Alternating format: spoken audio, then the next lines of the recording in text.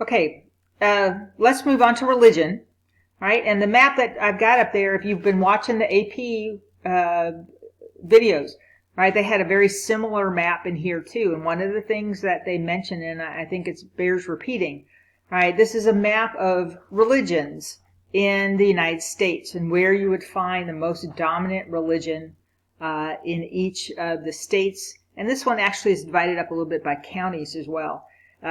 Remember, when we talk about any map, you have to talk about scale, right? How much information are you getting? Is this large scale that's giving you some very specific, right, and complete information, or a smaller scale like this one, right, where you're getting some information about counties, but not necessarily, anything more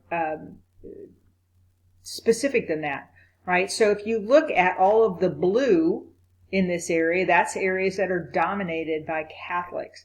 Does that makes it look like the United States is a very Catholic country, and it's really not. It's Christian, and you can see by the blues, the reds, the like generic, Christian kind of tannish looking color, and then some of the more other Protestant religions. We are a very Christian country, but I don't necessarily would think that we are more of a Catholic one. If you ever talk about the United States, they talk about the Judeo-Christian ethic, right? We were founded by mostly Protestants.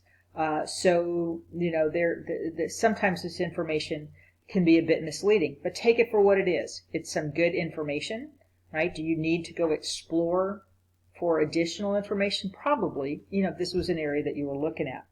But when we talk about religions, we're talking about belief systems, right? What is it that you believe? What is your faith? And things that you can see and that you can't see, right? We know that there are a great many differences in the religions, right? You have universalizing, you have animistic, and you have ethnic religions. Universalizing seeks converts. Ethnic is something typically you're born into and don't really seek out converts. And animistic is that which has some belief in that spirits inhabit part of the natural world. Right? You have monotheistic religions that have one God. Most of the Christian religions, Judaism, Islam, have one God. And then you have polytheistic. Mostly the time they'll call Hinduism polytheistic, right? The belief in multiple different gods, right? You also have atheists, which have no belief in a god, and then you also have secularists. Secularists who may have a belief in something, right? But they are looking to have maybe a scientific or a more natural explanation for things. Particularly when we talk about the United States, we're a secular country in that our laws are not supposed to incorporate any particular religion. Right? That doesn't mean they don't have an influence, because they do. But but secularism wants to keep things that are separate and apart. In the materials that I have given you, they do talk about the various different religions. Right? They will give you information about Christianity and about Judaism and about Islam. I hope that you have sufficient information that we've talked about in class. However, I would suggest that you do read through that material just to kind of refresh your memory and talk about the different types of religions and what each one of them believe. Right? Make sure that you are capable of talking about the different types of religions, and we're going to talk about here in just a second. We're going to talk about diffusion. Right? Make sure that you can, you can talk about conflicts between religions. So you have intra-faith, right, which is within a religion. So if you're looking at Northern Ireland between Protestants and Catholics, that's an intra-faith conflict, one that's occurred within the religion of Christianity. Right? Interfaith conflicts are those between two different religions. So if you look at the Palestinian-Israeli conflict, right, you have Jews versus Muslims on either side. So you want to make sure that you are familiar with those types of that information as well. All right. Next one. All right, cultural diffusion. We've talked about diffusion because it's important in everything, right? Cultural diffusion also goes into language diffusion, religious diffusion, agricultural diffusion, urbanism. Everything has some form of diffusion. So you need to be able to discuss this across the different issues, right? We know that all culture starts with a hearth, right? There's some area that has the beginning of the innovation, right? Somebody came up with agriculture at some point in time. We think the hearth is, the Fertile Crescent. But religion, you could have for Islam, you could have the city of Mecca. You can have ancient Israel for Christianity and for Judaism. So make sure you know what that is. And there are different types of diffusion, right? The most common that we're familiar with is contagious, like you have a contagious cold or a contagious coronavirus, right? It is spread to everybody you come in contact with, right? You're not limiting yourself to any particular group of people. Just whoever will listen, you're going to tell that. Usually it's the people around you, right? There is also hierarchical diffusion, where you have you're looking at somebody in a hierarchy. It doesn't have to be an official hierarchy, right? But if we're looking at, let's say, Islam, a lot of times Islam diffused by going to the leader of whatever land the Islamic armies were either conquering or going into, and would offer the king the opportunity to convert. And normally when a king converts, then it would spread throughout, right? So you start with someone higher up. We also looked at houses of fashion, right? There's a formal hierarchy there, but there's no king or president or leader, right? It's just who happens to be up higher in the hierarchy, right? It spreads to them first, and then eventually it gets down to the rest of us, right? You also have relocation diffusion, which is very important for all innovations, because at some point in time, somebody picks up and leaves and goes somewhere else, and they often take their ideas with them, and then they use them in the new place where they have relocated. Missionaries are a great example of this, right? Understand too that once you have a certain type of diffusion, it doesn't mean that there's only one, right? When I relocate and take my religion to another city, it doesn't necessarily mean that that's the only time I diffuse is that relocation. Because what happens then, if I'm interested in spreading my religion, I'm going to then come in contact with as many people as I can, and now I have combined relocation diffusion to contagious diffusion as well. All right, stimulus diffusion is probably the one that you're looking at here in this map, right? Where we talked about McDonald's going into India, right? India is not a place that eats a lot of hamburgers because most of the people there are Hindu, and Hindus do not eat beef.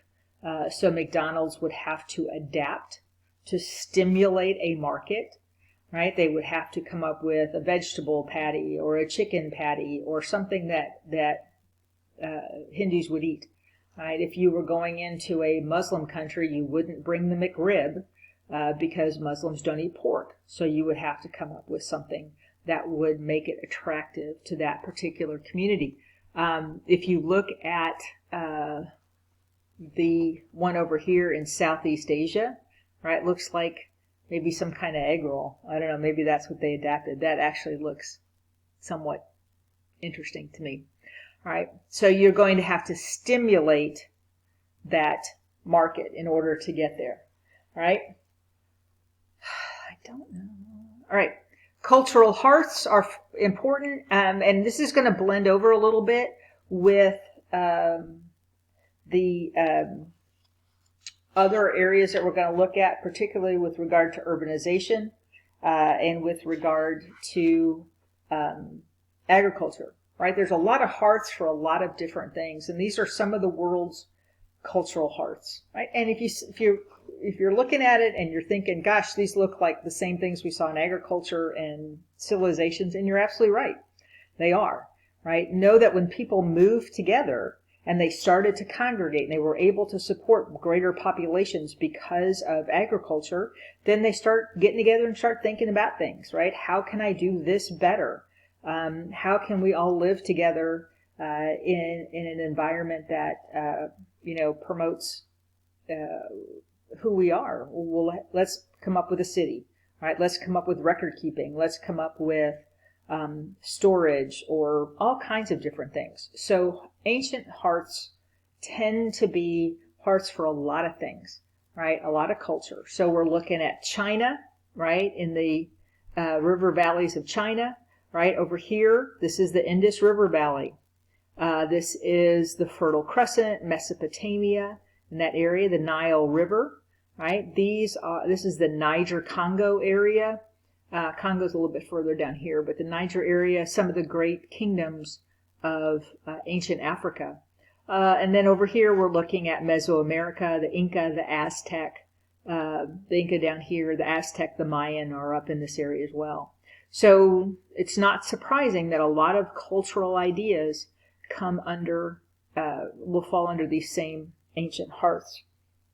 All right, the last thing we want to talk about that you'll need to be very familiar with, and you'll see it in almost every one of these documents that I've given you to review, is the idea of globalization, right? Globalization really ties in with popular culture, right? We have the ability to spread ideas very quickly. We are becoming a very globalized society. We're starting to dress alike. We talk alike. We watch the same videos. We listen to the same music. We play the same video games. Globalization is, in some ways, a threat, particular to folk culture, right? When you are under pressure to be like, right, what everybody else is, that you need to lose who you are to be more of this globalized world, that causes issues. That can cause pushback from people who just don't want to be like Western culture. Not everybody thinks Western culture is a great thing. Globalization can be a threat to culture, to language, to religion as well. For example, for language, if you look at the French and the language laws, as well as the ones you'll see up in Quebec and Canada, right? The idea of you have to speak French and you can't put in English words into French. So if you're going to sell a Big Mac, right, you can't call it a Big Mac. You got to find a French equivalent, right? The word email is a Western word. That's not how they that's not what they call it in France. I think it's like communiqué électronique. Much longer, but it keeps the French and not Westernized. Right? So be able to discuss globalization and how it affects culture, right? How it can change, how it can push onto ideas onto culture, as well as people pushing back. All right, you're gonna. There's a quiz for you after this. I want you to go ahead and answer that. Please keep studying this stuff, because once we finish with these units, we finish with the quizzes that are multiple choice, we're going to start doing more and more free response questions. So please keep these all in your heads and start thinking about how you would answer a question that laps over to all these different cultural ideas, globalization, hearths, diffusion, what have you. All right, see ya.